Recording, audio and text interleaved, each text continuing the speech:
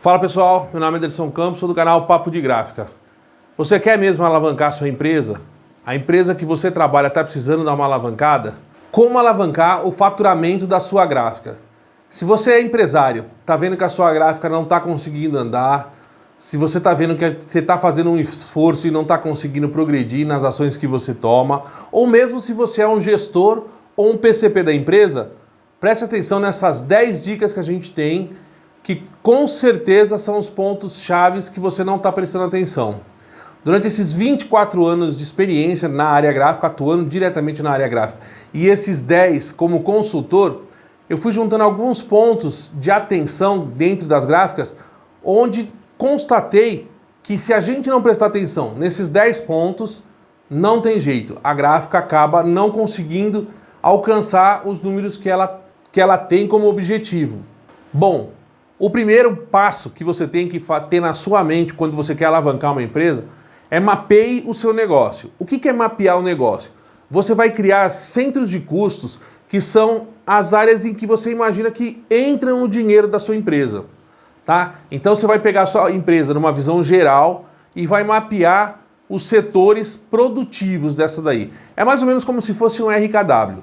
Tá? Mas você não precisa fazer o RKW inteiro para você saber o que você está fazendo. Se você mapear a sua empresa e souber quais são os setores potencialmente que dão mais dinheiro e quais são os setores que potencialmente dão menos dinheiro, você tem como gerenciar toda a sua empresa. Então o primeiro passo é mapeie sua empresa. Crie centro de custos para você ficar de olho aonde está entrando mais dinheiro e aonde está entrando menos dinheiro. Tentando fazer com que onde entra menos dinheiro, entre mais dinheiro, e onde entra já dinheiro, você melhore a cada dia mais para que entre mais dinheiro. Então, esse primeiro processo é o passo fundamental. O segundo passo é conheça a sua empresa. Você tem que acompanhar de perto, depois que você foi lá, na primeira dica, dividiu a sua empresa em centro de custos, o segundo passo é você acompanhar bem esse centro de custos.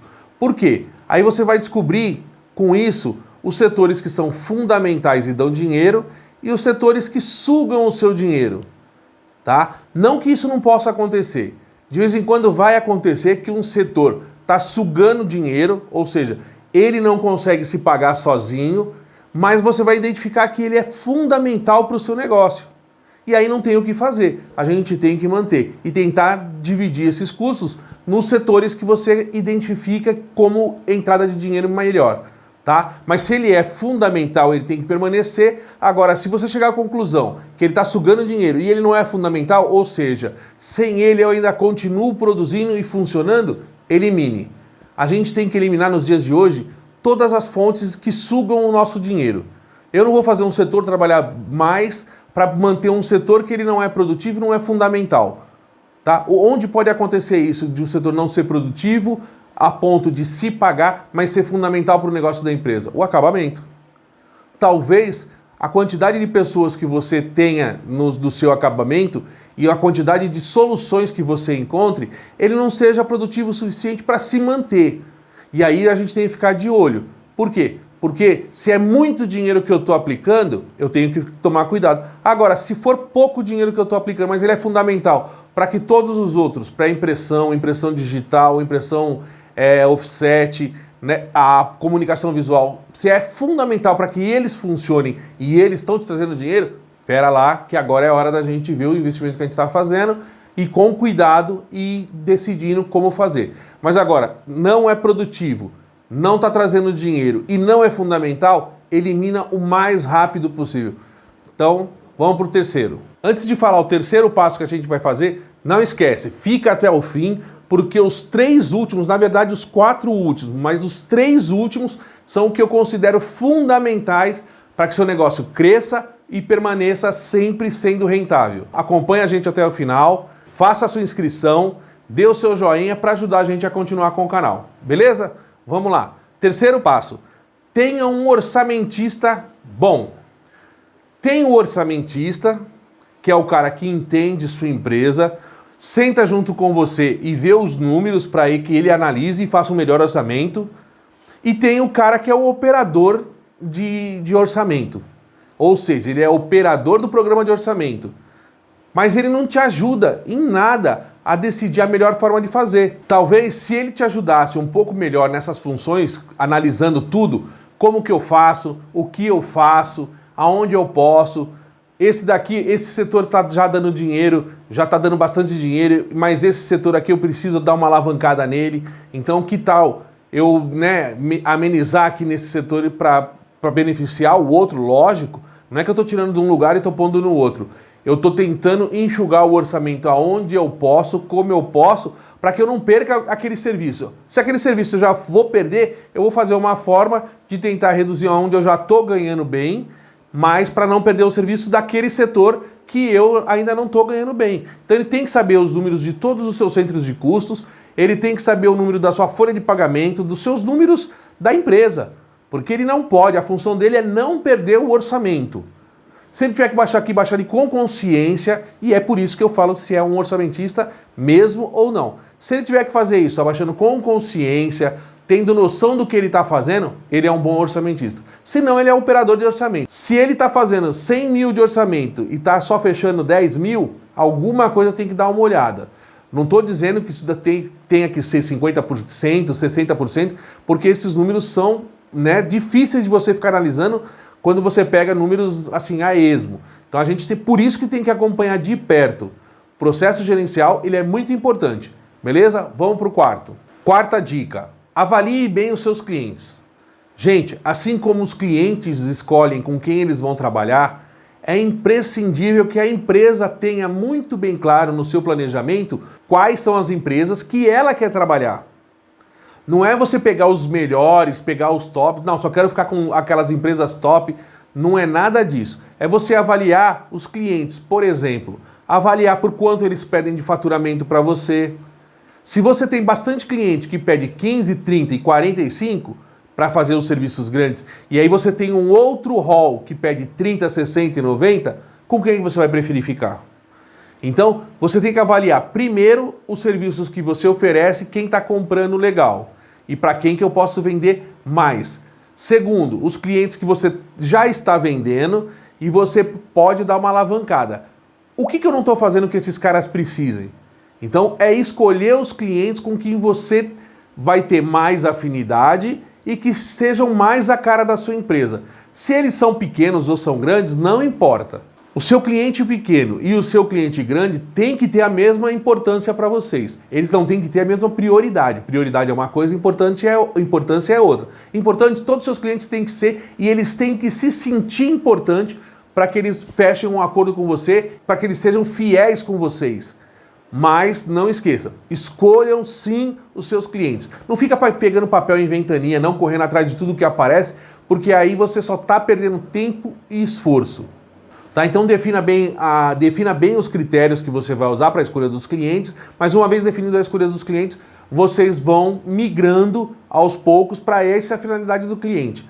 Ah, mas Ederson, então você está querendo dizer que se ficar aparecendo cliente de várias áreas ou de outros lugares, eu não tenho que pegar? Não, não é nada disso. O que eu estou dizendo é para você criar um perfil de cliente que você quer atender, quais são as áreas que você quer atender, e aí você ficar firme nesse processo. Apareceu o serviço, você fez um orçamento coerente, o cliente fechou, vai fazendo. Até você vai chegar uma hora que você vai conseguir ter no seu leque de clientes os clientes que você definiu como os clientes que você quer atacar. Quinta dica, controle muito bem o ambiente da sua empresa. Esse talvez seja um dos critérios fundamentais da sua empresa, porque ninguém gosta de um ambiente de fofoca, ninguém gosta de um ambiente de medo, ninguém gosta de um ambiente jogado, onde ninguém saiba quem é o líder de qual setor, com quem que eu tenho que falar quando eu tiver um problema. O ambiente da sua empresa tem que ser um processo de naturalidade e que as pessoas se sintam bem. Ninguém gosta de sair de casa só porque depende de ganhar dinheiro e tem que ir para a empresa para ganhar dinheiro. Elas gostam de sair de casa para se sentir úteis, para se sentir pessoas que estão ali para resolver, né? Então ensine-os a resolver problemas. Quando a gente sai de casa, a gente sai para resolver o problema. Eu só tenho emprego se eu tiver um problema para resolver. Ninguém gosta de fofoca, Porque se o cara fez uma fofoca do fulano, ele vai fazer outra do ciclano. Se ele faz do ciclano também, ele vai fazer de mim a qualquer minuto. Então você começa a criar dentro da sua empresa um ambiente de desconfiança, um ambiente desagradável, onde você nunca sabe o que vai acontecer. Então se você tiver que mandar uma mensagem para o seu profissional, mande para o seu profissional. Se você tiver que conversar com ele, chame ele na sua sala, converse com ele, explique tudo. Um pode desabafar com o outro de uma forma que não seja ignorante, né, que seja uma forma amena, para a resolução de problema. Todos têm que pensar o seguinte: vamos resolver o problema da empresa.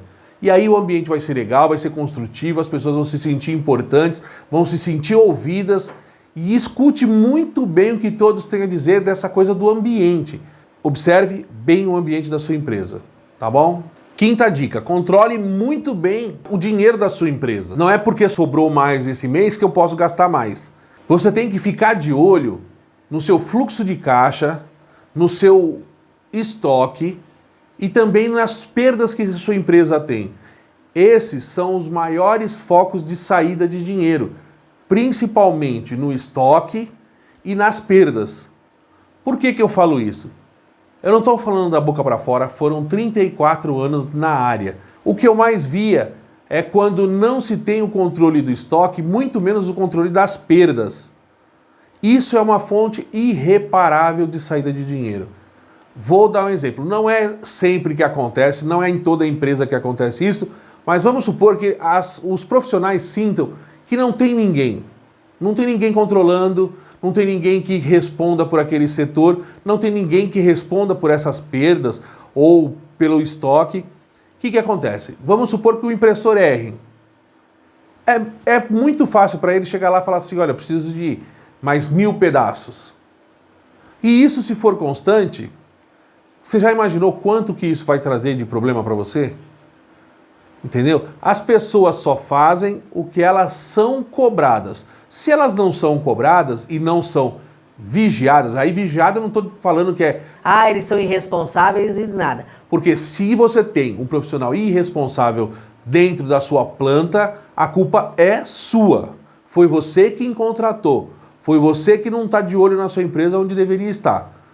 Então não é isso que eu estou querendo dizer. Mas as pessoas, se eles não sentem que tem esse cuidado todo com a empresa e que até saber o quanto se errou e o quanto que foi reposto de serviço, é importante para você como profissional. Se você identificar que você está errando demais, você tem que melhorar. Mas para a empresa é tão importante quanto, porque se você é importante para a empresa, está trazendo um bom resultado, é um cara de atitude, é um cara de ação, é um bom profissional, não é nada mais justo e lógico do que a empresa ver que você está tendo alguma dificuldade. Às vezes é uma dificuldade tão pequenininha que não custa nada a investir num curso, investir em alguma coisa que resolva esse problema. Então é assim, ninguém fiscaliza nada e ninguém gerencia nada para punição. Se você faz isso, é completamente errado. A gente faz a análise, vê os números para a gente saber onde a gente tem que atuar. Melhorar aqui, melhorar ali e fazer as coisas fluírem. Vamos para o sétimo? Sétima dica: monte uma boa equipe. Aí que eu falo. Nos 4 últimos, esse sétimo foi encaixado, mas eu ainda considero os outros 3 mais importantes. Mas esse é um complemento dos outros 3, vocês vão ver. Monte uma boa equipe. O que é montar uma boa equipe? Montar uma boa equipe, para mim, é você ter confiança no profissional, ter certeza que ele é um bom profissional, é um cara ético, é um cara que não vai deixar tudo correr do jeito que tá, é um cara que vai procurar fazer os materiais com que ele está imprimindo sempre em ordem e os materiais que ele está imprimindo como se fossem dele. Ele vai tratar, ele vai saber. Se eu fizer um bom serviço, minha empresa cresce, eu cresço, todo mundo cresce. Se eu fizer um serviço porcaria, a empresa vai deixar de ter serviço, vai parar de faturar, nós vamos ser considerados no mercado como ruins e eu sou o impressor daqui, então ninguém vai falar que o impressor daqui é ruim. Então, se ele tem, cara, ele tem fibra, ele tem personalidade, ele é um cara de ação, esse cara é o cara certo para minha empresa. Tecnicamente, se ele não for tão bom, a gente consegue corrigir. Agora, se moralmente, né, ele for ruim, é difícil você corrigir. Você quase nunca vai corrigir. Ah, Ederson, mas também, vamos lá, para eu encontrar em todos os lugares que eu preciso os melhores profissionais, eu teria que passar horas, horas e horas e horas e horas fazendo seleção. E isso é um saco. Realmente, isso é um saco. Mas precisa ser feito. Você não quer encontrar pessoas boas num mercado que está escasso, sai aí na rua, anuncia. E o que eu vejo muito dentro da indústria gráfica é assim, eu tenho um conhecido que ele é muito bonzinho e ele quer ser impressor. Ensina aí. Então, você está percebendo que depende muito da gente, do que a gente faz no nosso dia a dia, de como a gente vai analisar a empresa. Isso é um negócio ou é uma brincadeira para você? Se é uma brincadeira, beleza, vamos contratar o vizinho, vamos contratar o primo da amiga, vamos contratar o primo da esposa, vamos fazer tudo. Se ele não é tão bom, a gente transforma ele num cara bom e tal. Se ele quiser, né? Porque se ele não quiser, ele não vai ser um cara bom. Agora, se você está considerando ali o seu ganha-pão, sua empresa, seu nome e quer melhorar tudo o que você tem que ser mais criterioso. É procurar mais, é se dedicar mais, ver quem são os melhores qualificados. Às vezes eu tenho um ótimo impressor e aí surge uma vaga de supervisor. Aí eu falo, o cara é bonzinho, vai ganhar mais, vai fazer as coisas. Pego aquele cara que é um ótimo impressor, subo ele para supervisor. Só que ele é um cara que ele não é a índole dele, não é do perfil dele. O nome é esse, perfil. O perfil dele não é de liderança. Ele não é um cara que sabe dar uma bronca, bronca é diferente de gritar, xingar, dar uma bronca, exigir serviço, fazer as coisas. Não é o perfil dele. E aí ele não vai exigir das pessoas, as pessoas vão falar, o cara é meu amigo. Ele não vai vir aqui dando bronca, não vai fazer nada. E pode ser que dê um problema. Você vai perder os dois, você vai perder o impressor, que é ótimo, porque ele não vai querer voltar. Eu era supervisor, aí me voltaram para o meu cargo. Ele vai se sentir, menosprezado, humilhado e não vai querer. Aí você perdeu o impressor, que era maravilhoso, e perdeu também o líder, porque ele não é líder, ele não tem o perfil. Então saiba analisar o perfil de cada pessoa. Tá, eu preciso de um profissional para tal área. Qual que é o perfil desse profissional? Quem que eu quero como o líder daquele setor? E aí você vai elencando. Se o cara preencheu todos os requisitos que você pôs ali, beleza. Se o cara não preencheu, ele não é bom para aquele cargo. Fechado? Bom, agora sim nós vamos começar a chegar nos 3 itens que eu considero essenciais para o seu negócio. Vamos lá? Vamos para o 8º? 8ª dica, invista e treine muito bem o seu cliente interno. Vocês sabem o que é cliente interno?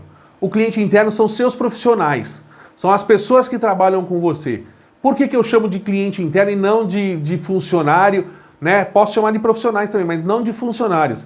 Porque se eles são os seus clientes e você conseguir encantar esses clientes, se eles estiverem encantados com você, estiverem encantados com a sua empresa e estiverem encantados com o seu projeto, de onde você quer chegar, que eles também têm que saber, você pode ter certeza que o seu cliente final, ele vai estar encantado. Porque todo mundo vai fazer as coisas bem. Então, antes de você pensar em como eu vou atender bem o meu cliente externo, como eu vou fazer o meu cliente externo se sentir satisfeito, faço uma pergunta para você. Os meus clientes internos, ou seja, os meus profissionais, estão sendo bem atendidos? Eu posso fazer alguma coisa para que eles se sintam melhores? Aí, de novo, nós não vamos entrar naquele assunto, eu tenho que ser uma babá, tenho que ser a mãe, tenho que ser o pai dele. Não. Você tem que ser justo e fazer com que seus profissionais sintam que quando eles são melhores no que eles fazem, a empresa é melhor também para eles. Eles têm que saber que isso é uma recíproca. Quando eu melhoro a minha empresa, quando eu melhoro o atendimento, trago mais renda, trago mais geração para a minha empresa, eu também cresço, eu também ganho dinheiro, eu também vou ficar melhor. Porque se eles não compreenderem a sua ideia, se eles não compreenderem a parceria que vocês têm, eles não vão conseguir vender direito para o seu cliente final a paixão que eles sentem ali. Quando o seu cliente vê que você tem profissionais apaixonados, quando o seu cliente vê que você tem profissionais dedicados, profissionais que não tentam empurrar nada e simplesmente fazer o trabalho deles melhor e bem feito. Por quê? Porque eu entendi a proposta que você quer, eu entendi como você quer que trabalhe e aí eu vou passar para o meu cliente externo, para o meu cliente final, todas essas ideias. E com isso eu vou atender ele melhor, eu vou mostrar para ele que eu não estou interessado só no dinheiro dele, eu estou interessado que ele também consiga fazer as coisas, geralmente é um comprador, geralmente é um vendedor de uma empresa, geralmente é uma pessoa responsável pelo treinamento da empresa, e aí ele sabe que o desempenho dele está atrelado a tudo isso. O quanto ele vai conseguir também satisfazer o cliente dele, seja cliente interno ou seja o cliente externo dele. Então, uma vez que você identificou isso e dá essa atenção de verdade, e o cliente percebe que essa atenção é verdadeira, com certeza você fidelizou e não vai ter mais problema com o cliente. Beleza? Então, haja bem, treine bem e invista no seu cliente interno. Você tem sim que passar para ele a ideia de que eu tô com você, eu vou tentar fazer o melhor possível por você. Se eles sentirem isso, não vai ter erro. Você vai conseguir consultar seu cliente. E agora o nona dica. Tenha uma boa comunicação com os seus clientes internos e com os seus clientes externos. Às vezes a gente não consegue passar a mensagem que a gente queria passar, ou não da forma que a gente passar. Então não tenha vergonha. Precisa conversar alguma coisa, tanto com os seus clientes internos, os seus profissionais, quanto os seus clientes externos, treine um pouquinho antes. Pensa, fala assim, como eu gostaria de receber essa notícia, de que forma que eu gostaria de negociar, como eu gostaria que a pessoa que estivesse do outro lado negociando comigo, ou como que eu vou conseguir entender melhor uma notícia, alguma coisa. Então, você tem que se pôr no lugar do outro, por isso que eu sempre falo, tenha paciência. Não pense numa coisa, saia fazendo, vai lá, senta e fala assim, tá, eu tenho que dar essa notícia, seja ela triste, seja ela alegre. Como que eu gostaria de receber essa notícia? Seja ela qual for. Comunicação é tudo, gente. Uma frase mal utilizada, uma frase mal escutada. Às vezes você até quer falar e fala da forma certa. Mas se o seu parceiro escutar isso e periga dele escutar de uma forma diferente, isso pode gerar uma confusão, um completo desacordo com todo mundo e virar uma bola de neve. Treine antes. Pense no que você vai falar, como você vai falar. Se você falou com você e você ouviu bem, pô, legal, eu adoraria receber qualquer notícia dessa forma, vai lá e fala. E aí, tá preparado para a 10ª dica? Seja um bom negociador. Quando você está negociando, esquece aquela política do ganha-ganha. Tudo que você for negociar, para e pensa.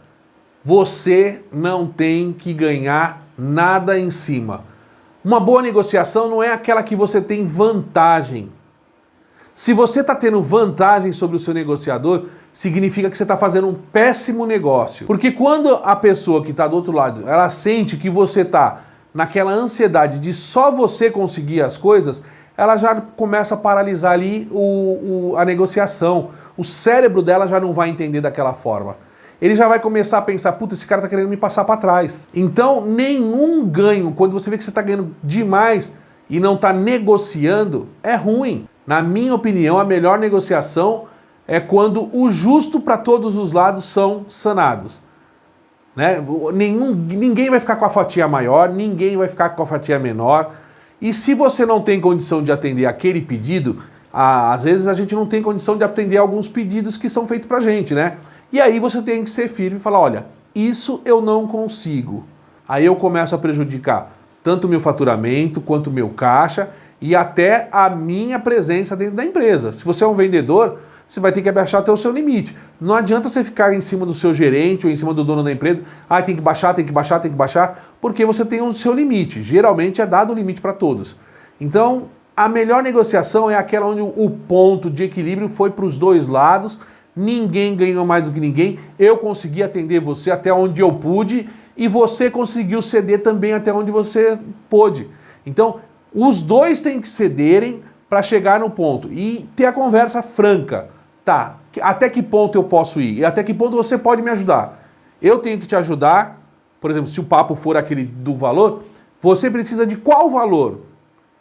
E eu vou ser sincero com você se eu consigo atingir esse valor ou não. Se não, aí não dá negócio. É preferível que não dê negócio, mas que ambas as partes saiam satisfeitas. Pelo menos ele fala assim, pô, o cara foi sincero comigo. Ele foi até onde ele pôde ir. Agora que ele não vai forçar mais. Então, esse cara é bom de negociar, porque ele vai até onde ele pode. ele tenta fazer por mim. O cara sentiu os esforços que você fez para chegar naquele ponto. Então, esses foram as 10 dicas que na minha opinião, né, nesses 34 anos de sobrevivência dentro da área gráfica, foi os pontos que eu fui marcando. Sempre quando a gente tentava implantar uma coisa para ver se melhorava, a gente foi marcando e tal.